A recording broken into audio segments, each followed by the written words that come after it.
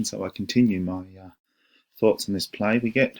After we get to this interesting scene between Tom and Coral, we get to the actual play, which is a self-titled one they've done called Stranger on the Shore, harkening back to the famous song. And it involves, of course, as we know, Tom's character dying, going to the bottom of the sea and being rescued by Coral, who's this ethereal creature presented as a mermaid, something wondrous and beautiful, a character going from the ordinary to the extraordinary. And so in many ways, this moment replicates every other sort of call to textual or intertextuality that has been occurring. A play within a play essentially is not the only way in which you should consider the concept of mise en abîme.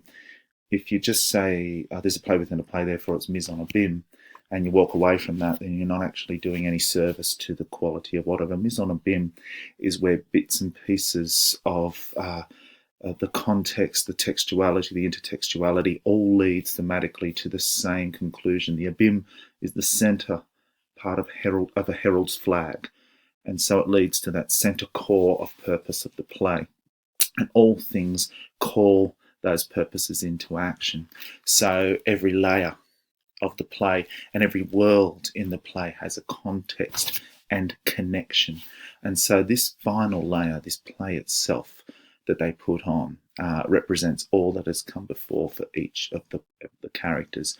So we get this moment, and then when it concludes, you get Act 5, Scene 1, which doesn't have any talking. It's a mime moment, and it's a little bit of a physical theatre, a bit of Meyerhold theatre here.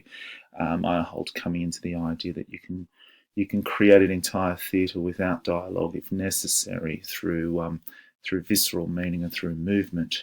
And you've got the movement with the box. So you've got the issues of packing the old life away, bringing new life to the fore, confusion, movement back to the real world, coming through into back into life, wakening up, rediscovering the self. In The Tempest, Miranda says, "Oh, brave new world. Oh, brave new world." And this is what we're becoming. Australia itself is waking up. It's 1967, 68. People are starting to protest a war. We're starting to see a new sense of Australian identity. The old Australia gets wiped away, the old caravan park. There's a new industrial caravan park coming. All these things are bringing forth a new era, and the old stuff's wiped away. And finally, of course, we end with the opening sequence of King Lear. King Lear here, Tom as King Lear, speaking about the splitting up of his kingdom and the giving of his kingdom to his daughters. This play, of course, in Lear will undergo the same moment of moving into a storm and moving into another place and putting on their own airs and stories to tell and so forth. So in the end, this play has a sense of discovery in terms of the characters themselves, discovering where it is that in nature they sit and where it is in themselves that they sit, and where it is in their class and their relationship and their marriages and all those kinds of things.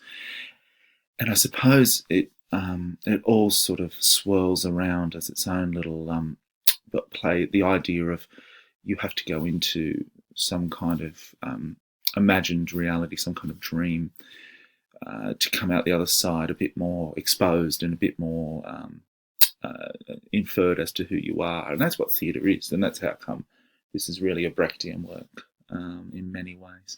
Please don't refer to the play within the play specifically as mise en abîme. You need to refer to the fact that there's Midsummer Night's Dream, there's King Lear, there's Twelfth Night, there's lines from Macbeth, there's the Mendelssohn music. All these are heralds toward the central core context of the play, which is about Tom's circumstances and Tom and Coral's relationship with her past, Coral's relationship with the future, Tom's false past, future, the fact that he doesn't see one, his character dies in the play. All these things must be considered. Thank you.